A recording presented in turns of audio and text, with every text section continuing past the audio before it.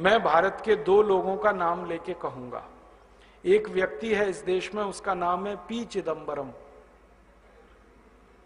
ये भारत में बहुत लंबे समय तक वित्त मंत्री रहा और इस व्यक्ति ने इंदौर नाम के शहर में मध्य प्रदेश में एक भाषण दिया था और मैं उस दिन वहां था। उस भाषण में सामने बैठा था मैं और चिदंबरम मंच से बोल रहा था।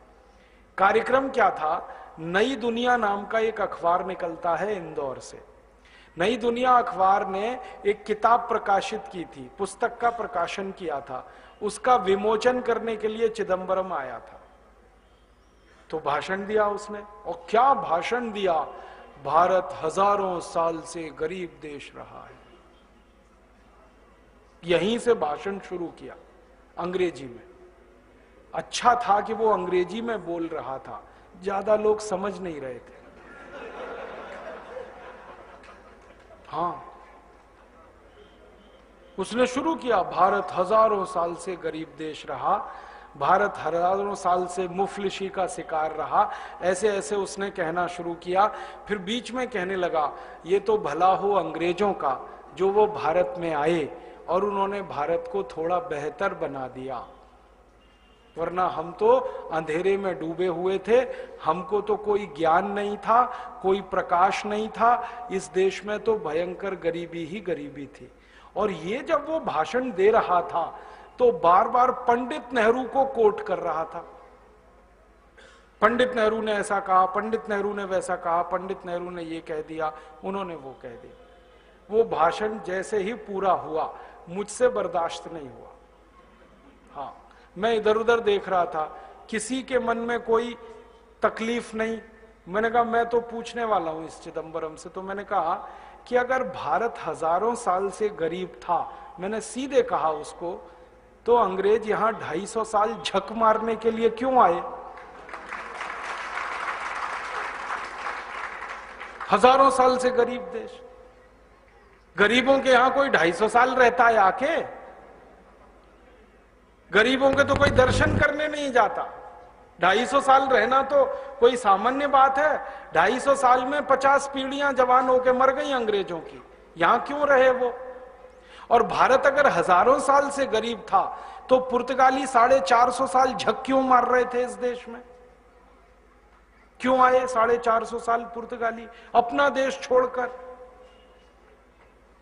1492 में वास्को डी गामा घुस गया इस देश में और निकला नहीं, फिर अंत तक मार मार के निकालना पड़ा गोवा से पुर्तगालियों को। तो 450 पुर्तगाली, 450 साल पुर्तगाली क्यों आए? 250 साल अंग्रेज क्यों रहे? और भारत अगर हजारों साल से गरीब था तो ये मुगल क्यों आए झक मारने के लिए यहां 300 साल? बाबर क्यों आया? उसने सल्तनत क्यों बनाई? गरीबों के देश में जाके कोई राज्य स्थापित करता है क्या?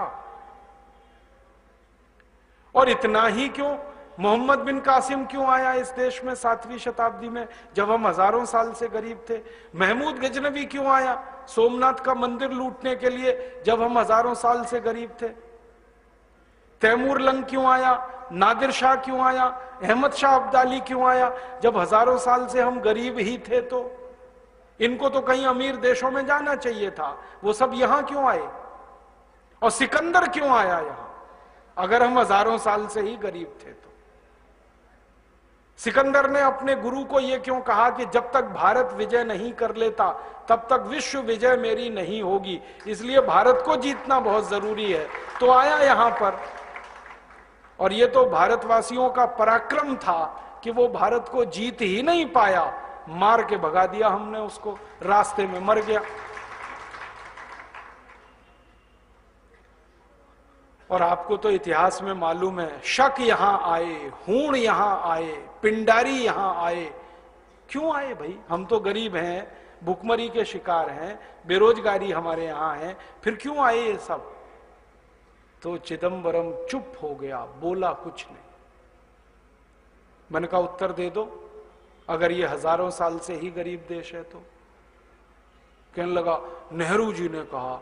मैंने कहा नेहरू जी से तो पूछ नहीं सकता मैं, क्योंकि वो जिंदा नहीं है। होते जिंदा तो उनसे पूछ लेता कि कहां से मिला ये तुम्हें कि भारत हजारों साल से गरीब है?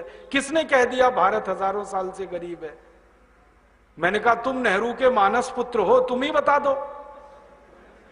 और क्या, मानस पुत्र है कि नहीं नेहरू का? मैंने कहा तुम ही बता दो भाई, नेहरू जी से तो क्या पूछ सकता हूं मैं। तो फिर चुप हो गया। ये तो एक बात हुई। ऐसी एक घटना घटित हुई, मनमोहन सिंह जब भारत के वित्त मंत्री बने और थोड़े दिन बाद फिर प्रधानमंत्री बन गए। पहली बार जब ये प्रधानमंत्री बने तो ऑक्सफोर्ड गए थे। अटल जी के बाद इन्हीं का नंबर आया ना, तो ये गए ऑक्सफोर्ड। वहां पर एक सम्मान समारोह हुआ डॉक्टर मनमोहन सिंह का, उसमें इनको डी लिट की उपाधि दी गई। तो सम्मान समारोह में इन्होंने एक भाषण दिया 40 मिनट, वो रिकॉर्डेड है हमारे पास। उसमें उन्होंने यही गाना गाया, भारत हजारों साल से गरीब देश है। ये तो अंग्रेज थे जो भारत में आए और उन्होंने भारत को थोड़ा सभ्य बनाया। हम अंग्रेजों के बहुत आभारी हैं जिन्होंने आकर भारत को तकनीकी सिखाई। हम अंग्रेजों के बहुत आभारी हैं जिन्होंने भारत में विज्ञान लाया। हम अंग्रेजों के बहुत आभारी हैं जिन्होंने भारत में उद्योग लाए। हम अंग्रेज, ये बोला उन्होंने 40 मिनट, 40 मिनट। अगले दिन ये भाषण इंग्लैंड के अखबारों में छपा, तो कई अखबारों ने टिप्पणी लगाई, हेडिंग लगाया कि लगता है भारत अभी भी अंग्रेजों की गुलामी में ही है, क्योंकि भारत का प्रधानमंत्री जो गान गा रहा है यहां आकर, वो एक स्वतंत्र देश के स्वाभिमानी प्रधानमंत्री का गाना नहीं है, ये तो गुलाम देश के गुलाम प्रधानमंत्री का गाना है। और मैंने ये दो नाम इसलिए लिए कि दोनों जिंदा हैं ये। हाँ, दोनों जिंदा। और इनके साथ मेरे दिल की तमन्ना है कि एक बार इनको मंच पे बिठाओ दोनों को, और मैं इनसे शास्त्रार्थ करना चाहता हूं भारत के बारे में। और मैं उनको वो प्रमाण देना चाहता हूं, वो दस्तावेज सौंपना चाहता हूं जो भारत की कहानी कुछ और कहते। अब मैं आता हूं प्रमाणों पर, दस्तावेजों पर।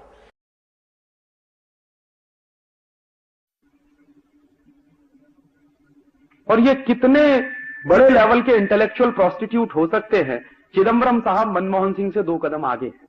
ये लंदन गए थे, अक्टूबर 96 की बात कह रहा हूं। अक्टूबर 96 में ये लंदन गए थे, वहां प्रेस कॉन्फ्रेंस किया। प्रेस कॉन्फ्रेंस में स्टेटमेंट क्या दिया? प्रेस कॉन्फ्रेंस में स्टेटमेंट दिया कि ईस्ट इंडिया कंपनी और अंग्रेज हिंदुस्तान में 200 साल के लूटने के लिए आए थे। मैं आपको फिर से इनवाइट करने आया हूं कि अगले 200 साल के लिए फिर इस देश में आप लूटने के लिए चले आइए, and there will be a huge reward for you.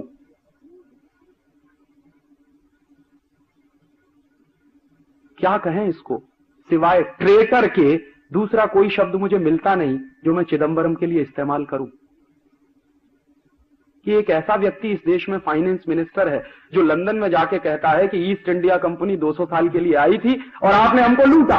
मैं आपको दोबारा निमंत्रण देने आया हूं कि अगले 200 साल के लिए फिर आ जाइए और लूट कर ले जाइए इस देश में।